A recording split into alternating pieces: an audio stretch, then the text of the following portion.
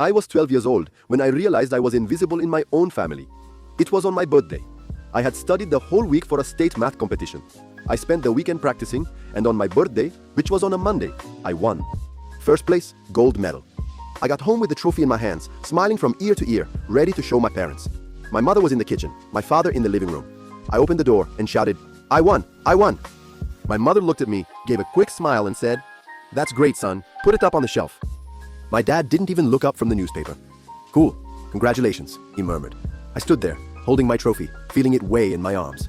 15 minutes later, my brother Bruno arrived home. He was 19 years old at the time and had just been expelled from his third school, but he had managed to get a job at a car wash.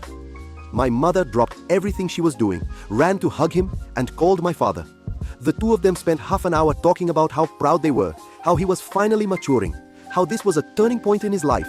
They made a special dinner. I ate in silence, with my trophy next to my plate.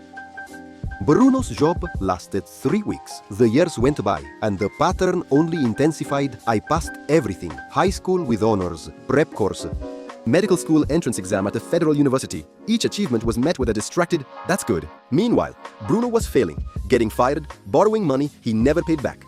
And every little thing he did, getting an interview, cleaning his room, going a week without drinking, was celebrated as if it were the cure for cancer. I graduated in medicine at 24 years old.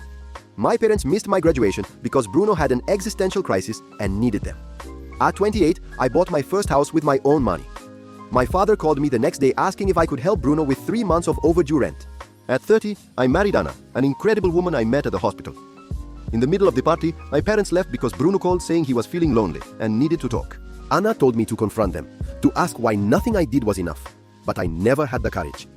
Part of me still thought that if I tried harder, if I were even better, one day they would look at me the same way they looked at Bruno. When I turned 35, I had my first daughter, Maria. In the first 6 months, my parents visited her 3 times. Bruno, who was still living with them at 43, never showed up.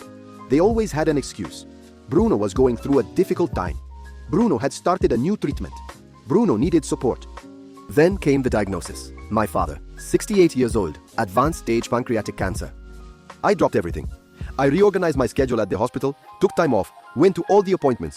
I researched the best specialists, paid for experimental treatments out of my own pocket. I spent nights in the hospital, holding his hand while he vomited from the chemotherapy. Bruno showed up twice in 3 months of treatment, once to borrow money from my mother while my father was hospitalized, another time because my mother begged him to visit his father. But every time my father woke up from a nap, he asked about him. "Where's Bruno? Is he okay? Did anyone call him?" I was there every day, and he asked about the son.